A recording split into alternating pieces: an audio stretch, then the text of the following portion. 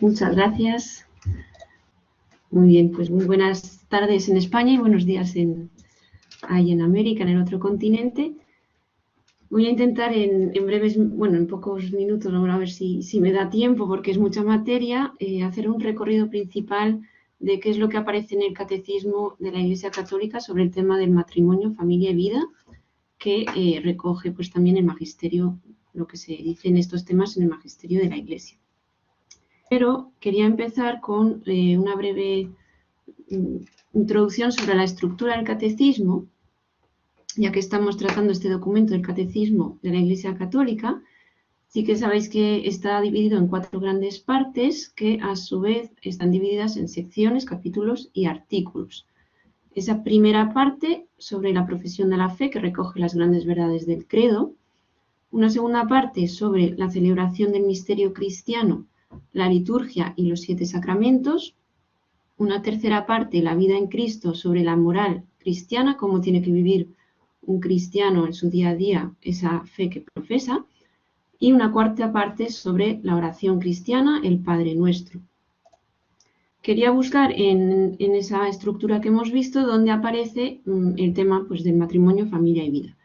Podemos encontrar el matrimonio en esa parte sobre la liturgia y los sacramentos, en la sección segunda, los 7 sacramentos de la Iglesia, en los sacramentos al servicio de la comunidad, que sabéis que son el orden y el matrimonio, que viene recogido, por tanto, en el artículo 7 de esta sección. Y también en la parte de la vida en Cristo, de la moral, cómo tiene que vivir un cristiano su fe, hay una sección sobre los 10 mandamientos, y ahí también encontramos, sobre todo en el mandamiento, el 4.º mandamiento, más el tema de la familia, no honrarás a tu padre y a tu madre, pues ahí viene un poco desarrollado.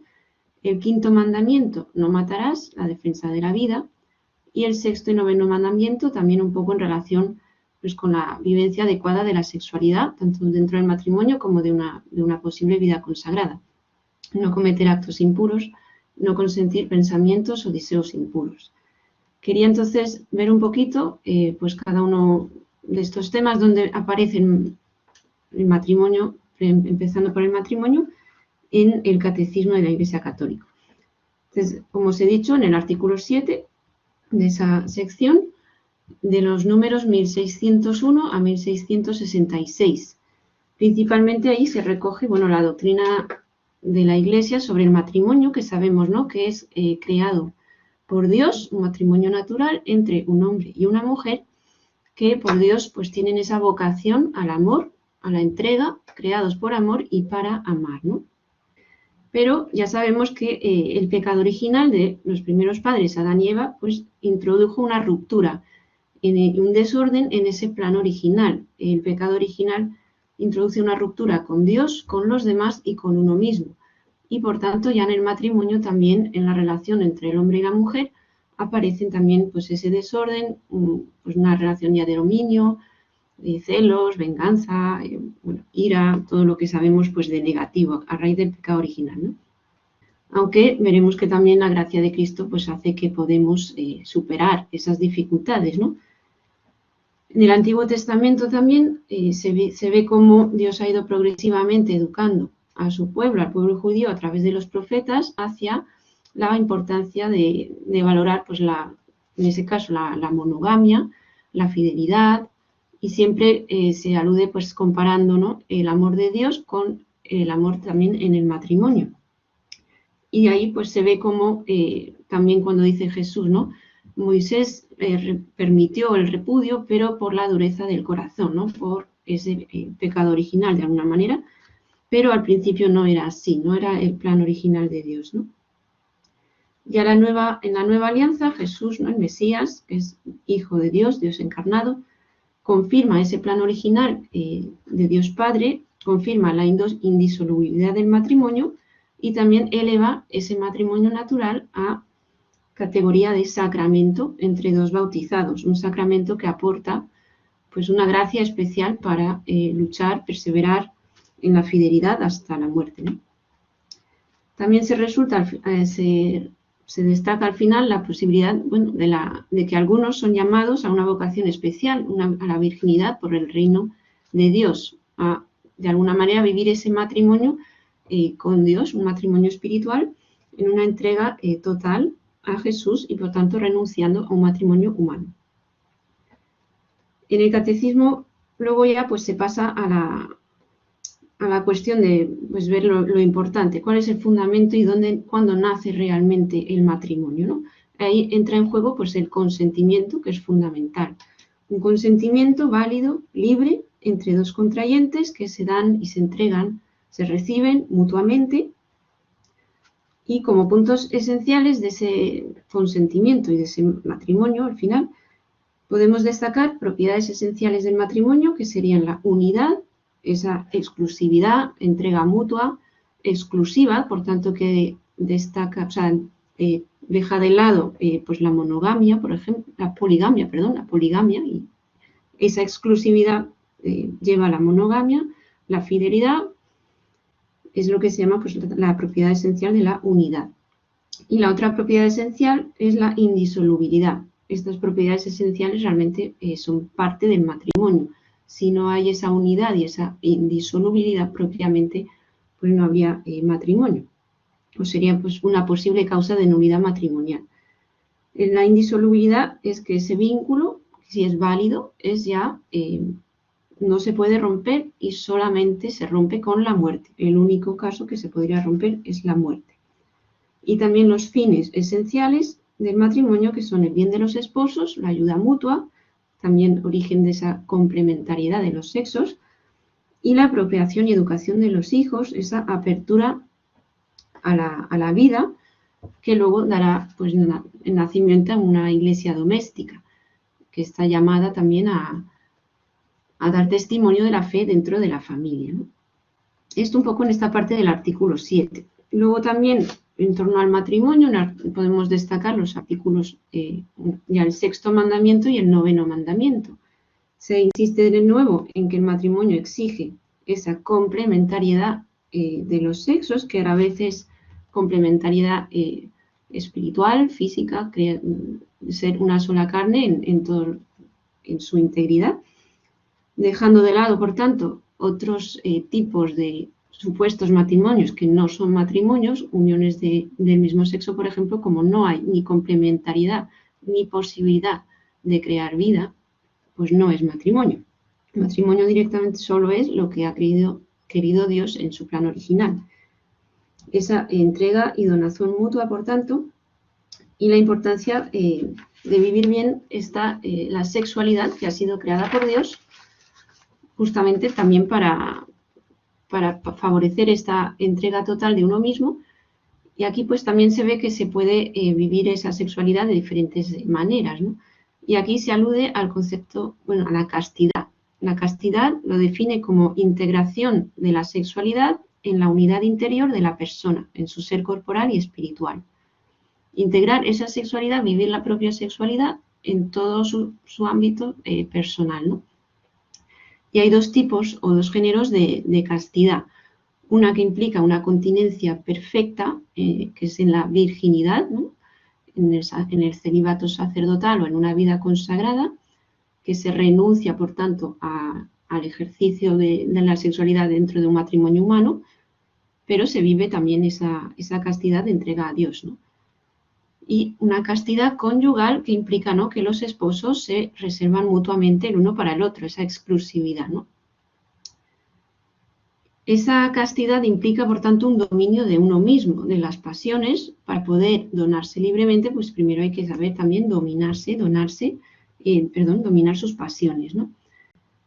Para poder también vivir esa sexualidad de un modo adecuado en el ámbito del matrimonio, no separando los dobles significados del acto conyugal dentro del matrimonio, que son la unión y la procreación, ¿no? Siempre esos dos significados tienen que ir juntos.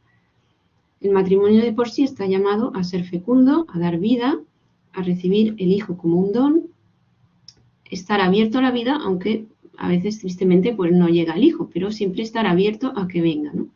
a recibir ese don de Dios. Y el artículo 9, ¿no?, el 9º mandamiento, invita a esa pureza de corazón. También esa pureza en toda la vida, mantener un corazón recto e indiviso, que busque solo la voluntad de Dios, ¿no? Pureza de intención en todas las obras, pureza de mirada en el dominio de la imaginación y de los sentidos, y eso pues también con la ayuda de la oración. Pues manteniendo esa pureza de corazón, pues se podrá vivir una vida en la castidad, pues según la vocación a la que Dios nos ha llamado. Es un poco para el tema del matrimonio. Luego pasando al tema de la familia, que se recoge sobre todo en el cuarto mandamiento. Es querida por Dios, surge del matrimonio entre el hombre y la mujer, de esa complementariedad abierta a la vida, surge la familia. Esa familia que está llamada a ser una iglesia doméstica, una comunidad de fe, esperanza y caridad, que pueda ser también misionera, ¿no? Y con su ejemplo de alegría, de unión, pues de ser un ejemplo para las demás familias. También importante que la familia es anterior a la sociedad, es la base, la célula, el fundamento de la sociedad. Si no hay familia, no hay sociedad. Es lógico, pero ahora se está pues, muchas veces poniendo al revés, ¿no? Y si la familia es la base de la sociedad, obviamente la sociedad tiene que proteger, cuidar, ayudar a la familia y no pues atacarla o sea, le tiene que dar facilidades y favorecer esa vida, porque si no hay vida, pues la sociedad pronto pues irá a pique, como está sucediendo de hecho en muchos países por la falta de natalidad también, ¿no? La sociedad será lo que sean las familias. Si queremos una sociedad fuerte, estable, unida, alegre, pues la familia tiene que pues, ser esa base, ese cultivo, ¿no? De ahí, pues, importante que las autoridades públicas den todo su apoyo a las familias.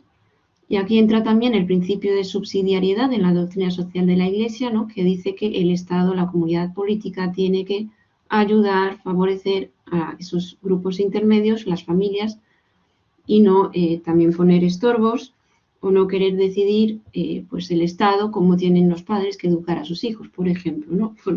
Tema actual también aquí en España con la nueva ley que ha salido de educación. Luego se pasa también a ver que cada miembro dentro de la familia tiene una serie de deberes y derechos. Los hijos pueden amar a sus padres, respetarlos, respetar a quienes tienen autoridad sobre ellos, aunque, bueno, también si los padres piden algo que no es conforme a la ley moral o a la ley de Dios, pues tienen que desobedecer. Claro, el padre no puede pedir algo que sea malo al final. Y los padres tienen ese deber también de amar y educar a sus hijos, ofrecerles una educación integral. Y los hijos tienen el derecho a eso de ser queridos, de recibir esa educación integral de sus padres.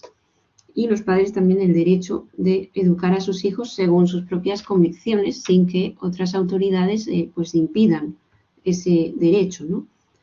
También los padres tienen que favorecer, digamos, o no oponerse a la posible vocación religiosa de sus hijos, porque al final Dios tiene que estar por encima también de los lazos familiares. Y finalmente en este apartado del cuarto mandamiento se hace un hincapié sobre las autoridades en la sociedad civil, cómo tienen siempre que ejercer su poder como un servicio al bien común y emanar leyes justas acordes a la dignidad de las personas y a sus derechos fundamentales.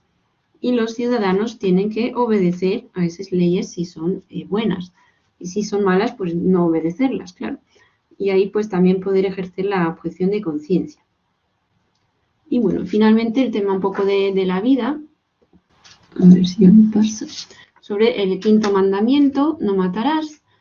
Se insiste, ¿no?, que la vida es sagrada, toda vida humana es sagrada y por tanto es un don de Dios, que Dios es el que decide, al final que tiene la última palabra, pues en cuándo otorga ese don de la vida para que pues empiece a vivir alguien, desde el momento de la concepción hasta pues una muerte natural, cuando ya pues Dios decida también llamar así a una persona. Es Él el que decide, no nosotros, ¿no? En el Génesis también se veían las consecuencias del pecado original. Cuando ya Caín mata a su hermano Abel, es toda una espiral de violencia, de venganza, de guerras, de muerte, y se mantiene realmente, ¿no?, el precepto natural universal de no matar al inocente. Y todavía más grave, ¿no?, cuando se mata al inocente en el vientre de su madre, que sería el aborto.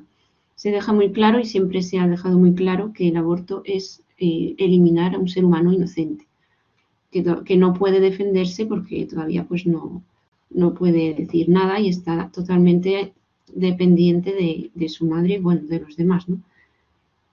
También interesante pues que se habla de la legítima defensa, como es legítimo defenderse, ¿no?, de un agresor por defender la propia vida, que es un don de Dios que hemos recibido, pero esa legítima defensa no tiene que ejercerse de un modo desproporcionado con una violencia mayor a la necesaria, porque entonces se pasaría a ser ilegítima o inmoral, ¿no? Tiene que ser adecuada, también proporcional al ataque, digamos, ¿no?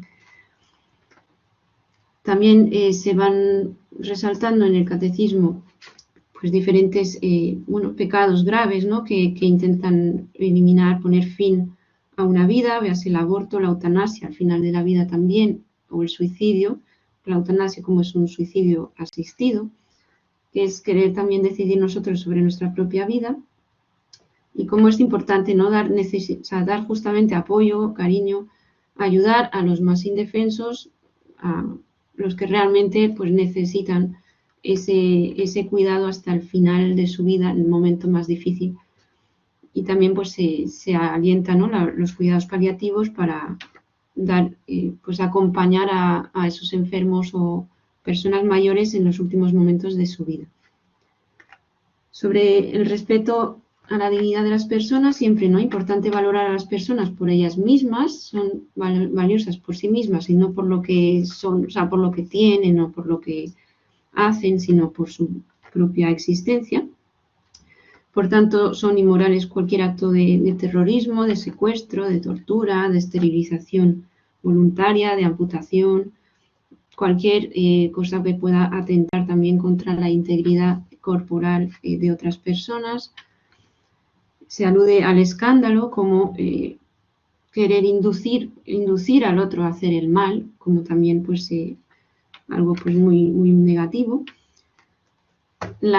El cuidado de la propia salud siempre tiene que ser dentro de un, digamos, de un modo razonable, sin caer en un abuso y un exceso de dar un valor absoluto en un culto al cuerpo que ya se sale pues de lo razonable, y ahí entra también la virtud de la templanza, que pues cada cosa en justo medio. Y finalmente, bueno, con respecto a la investigación científica, sobre todo en los ámbitos de bioética, la ciencia y la técnica los llama recursos preciosos cuando son puestos al servicio del ser humano, para su bien, ¿no?, y no justamente para atacarle o para al final provocar la muerte, sino que tienen que ser siempre usados para fomentar, para el bien de la persona y su dignidad. Se dice que la ciencia y la técnica por sí solas no indican el sentido de la existencia o del progreso humano, sino que es los límites, la que realmente indica el sentido y la orientación son la persona humana y sus valores morales. La moral y la ética son los que marcan también el camino por donde la ciencia y la investigación tienen que avanzar, respetando siempre ese límite de defensa de la dignidad de la persona y sus derechos fundamentales. Se alude a la obra de misericordia, que es enterrar a los muertos y respetar también el cuerpo de los difuntos. Y ya finalmente el tema de la guerra y la paz, realmente pues también muy actual en esta época por la guerra que estamos viviendo en Ucrania y otras tantas guerras que hay en el mundo que no se habla, pero que hay muchísimas, ¿no? También a tener en cuenta que no solo está Ucrania, sino que hay otras que los medios pues no tienen tanto interés en que se sepa. Pues evitar la guerra a toda costa, que al final siempre sufren los más inocentes y es una espiral de violencia que crece, ¿no? Se pide siempre frenar la carrera armamentista. La legítima defensa es moral si se hace cumpliendo una serie de condiciones y siempre dentro de una proporcionalidad de los medios usados. También pues esto lo dice Santo Tomás. Y finalmente saber que la paz es fruto de la justicia y de la caridad. Si no hay justicia y no hay caridad, que implica luego una conversión personal, pues no habrá paz. Primero que la paz en nuestras familias, en nuestro interior, para poder fomentar esa paz en el mundo. Y finalmente una cita de Gaudium et Spes, número 78, que me ha gustado mucho: en la medida que los hombres unidos por la caridad superan el pecado, superarán también las violencias, ¿no? Al final, la lucha contra el pecado es la clave para que haya paz y que se acabe la violencia. Como última diapositiva os quería solo resaltar algunos documentos donde se habla más específicamente del tema del matrimonio, familia o de la vida, pues grandes referentes dentro del magisterio de la Iglesia que corroboran todo lo que está en el catecismo. En la encíclica Arcanum Divine Sapientiae de León XIII, en 1880, la encíclica Casti con Nube de Pío XI, en 1930, la Humanae Vitae de Pablo VI, en 1968, también justo antes, en 1965, en el Concilio Vaticano II, la Gaudium et Spes tiene una parte sobre el matrimonio que está también muy bien. Ya el Papa Juan Pablo II, la Familiaris Consortio, la exhortación apostólica, la Congregación de la Doctrina de la Fe, la Donum Vitae, sobre la vida, como aquí también el tema de la investigación con embriones, etc. Y la encíclica Evangelium Vitae, de también Juan Pablo II, en el 95. Y finalmente el Papa Francisco, la exhortación apostólica Amoris Laetitia, la alegría del amor.